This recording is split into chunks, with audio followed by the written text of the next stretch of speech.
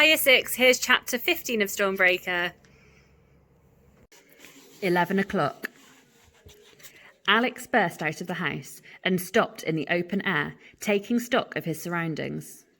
He was aware of alarms ringing, guards running towards him, and 2 cars, some distance away, tearing up the main drive, heading for the house. He just hoped that although it was obvious something was wrong, nobody would yet know what it was. They shouldn't be looking for him, at least not yet. That might give him the edge. It looks like he was already too late. Sel's private helicopter had gone. Only the cargo plane was left. If Alex was going to reach the Science Museum in London in the 59 minutes left to him, he had to be on it. But the cargo plane was already in motion, rolling slowly away from its chocks. In a minute or 2, it would go through the pre-flight tests. Then it would take off. Alex looked around and saw an open-top army jeep parked on the drive near the front door. There was a guard standing next to it, a cigarette dropping out of his hand, looking around to see what was happening, but looking the wrong way. Perfect. Alex sprinted across the gravel. He had bought a weapon from the house. One of Sel's harpoon guns had floated past him just as he'd left the room, and he'd snatched it up, determined to have at least something he could use to defend himself with. It would have been easy enough to shoot the guard right then.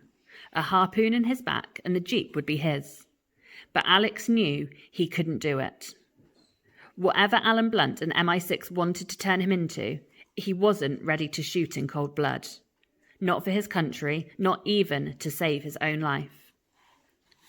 The guard looked up as Alex approached and fumbled for the pistol he was wearing in a holster at his belt. He never made it.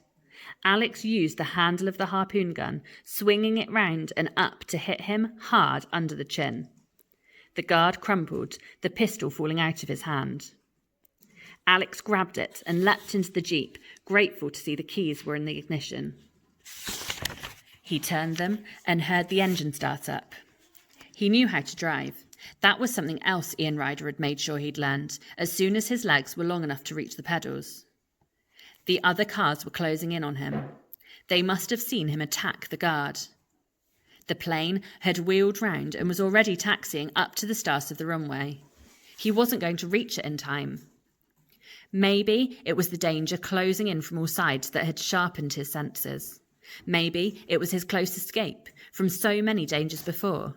But Alex didn't even have to think. He knew what to do as if he had done it a dozen times before. And maybe his training had been more effective than he'd thought. He reached into his pocket and took out the yo-yo that Smithers had given him. There was a metal stud on the belt he was wearing, and he slammed the yo-yo against it, feeling it click into place, as it had been designed to. Then, as quickly as he could, he tied the end of the nylon cord round the bolt of the harpoon. Finally, he tucked the pistol he had taken from the guard into the back of his combats. He was ready. The plane had completed its pre-flight tests. It was facing down the runway. Its propellers were at full speed. Alex slammed the gears into first, releasing the handbrake and gunned the jeep forward, shooting it over the drive and onto the grass, heading for the airstrip. At the same time, there was a clatter of machine gun fire. He yanked down on the steering wheel and twisted away as his wing mirror exploded and a spray of bullets slammed into the windscreen and door. The 2 cars, speeding towards him head-on, were getting closer and closer. Each of them had a guard in the back seat, leaning out of the window, firing at him. Alex swerved between them, and for a horrible second, there was actually one on each side. He was sandwiched between the 2 cars, with guards firing at him left and right. But then he was through. The guards missed him and hit each other. He heard one of them yell out and drop his gun. One of the cars lost control and crashed into the front of the house, metalwork crumpling against brick. The other screeched to a halt, reversed, then came after him again. The plane had begun to move down the runway, slowly at first, but rapidly picking up speed. Alex hit the tarmac and followed. His foot was pressed down, the accelerator against the floor. The Jeep was doing about 70, not fast enough. For just a few seconds, Alex was parallel with the cargo plane, only a couple of meters from it. But it was already pulling ahead. At any moment, it would be in the air. And straight ahead of him, the way was blocked. 2 more Jeeps had arrived on the runway. More guards with machine guns balanced themselves, half crouching on the seats. Alex realised the only reason they weren't firing was that they were afraid of hitting the plane. But the pet plane had already left the ground. Ahead of him, just to his left, Alex saw the front wheel separate itself from the runway. He glanced in his mirror. The car that had chased him from the house was right on his tail. He had nowhere left to go. 1 car behind him, 2 Jeeps ahead. The plane now in the air, the back wheels lifting off. Everything was happening at once. Alex let go of the steering wheel, grabbed the harpoon gun and fired. The harpoon flashed through the air. The yo-yo attached to Alex's belt spun, trailing out 30 meters of specially designed advanced nylon. The pointed head of the harpoon buried itself in the underbelly of the plane. Alex felt himself almost being torn in half as he was yanked out of the Jeep on the end of the cord. In seconds, he was 50 meters above the runway, dangling underneath the plane. His Jeep swerved, out of control. The other 2 Jeeps tried to avoid it and failed. Both of them hit it in a 3-way head-on collision. There was an explosion, a ball of flame and a fist of grey smoke that followed Alex up as if trying to snatch him back. A moment later, there was another explosion. The second car had been travelling too fast. It ploughed into the burning wrecks, flipped over and continued, screeching on its back along the runway before it too burst into flames. Alex saw little of this. He was suspended from the plane by a single thin white cord, twisting round and round as he was carried even further into the air. The wind was rushing past him, battering into his face and deafening him. He couldn't even hear the propellers, just above his head. The belt was cutting into his waist. He could hardly breathe. Desperately, he scrabbled for the yo-yo and found the control he wanted. A single button. He pressed it.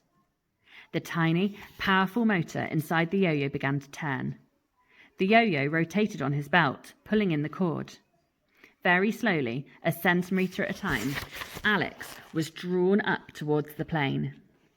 He had aimed the harpoon carefully. There was a door at the back of the plane, and when he turned off the engine mechanism in the yo-yo, he was close enough to reach out for its handle. He wondered who was flying the plane and where it was going. The pilot must have seen the destruction down the runway, but he couldn't have heard the harpoon. He couldn't know he'd picked up an extra passenger. Opening the door was harder than he'd expected. He was still dangling under the plane, and every time he got close to the handle, the wind drove him back. He could still hardly see. The wind was tearing into his eyes. Twice, his fingers found the metal handle, only to be pulled away before he could turn it. The third time, he managed to get a better grip, but it still took all his strength to yank the handle down. The door swung open, and he clambered into the hold. He took one last look back. The runway was already 300 metres below. There were 2 fires raging, but at this distance, they seemed no more than match heads. Alex unplugged the yo-yo, freeing himself. Then he reached into the waistband of his combats and took out the gun. The plane was empty, apart from a couple of bundles that Alex vaguely recognised. There was a single pilot at the controls, and something on his instrumentation must have told him that the door was open, because he suddenly twisted round. Alex found himself face to face with Mr. Grin. "What?" the butler muttered. Alex raised the gun. He doubted if he would have the courage to use it, but he wasn't going to let Mr. Grin know that. "All right, Mr. Grin?" he shouted above the noise of the propellers and the howl of the wind. You may not be able to talk, but you'd better listen. I want you to fly this plane to London. We're going to the Science Museum in South Kensington. It can't take us more than half an hour to get there. And if you think about trying to trick me, I'll put a bullet in you. Do you understand? Mr. Grin said nothing. Alex fired the gun. The bullet slammed into the floor just beside Mr. Grin's foot. Mr. Grin stared at Alex, then nodded slowly. He reached out and pulled the joystick. The plane dipped and began to head. Hope you enjoyed chapter 15 and look forward to seeing you tomorrow. Bye!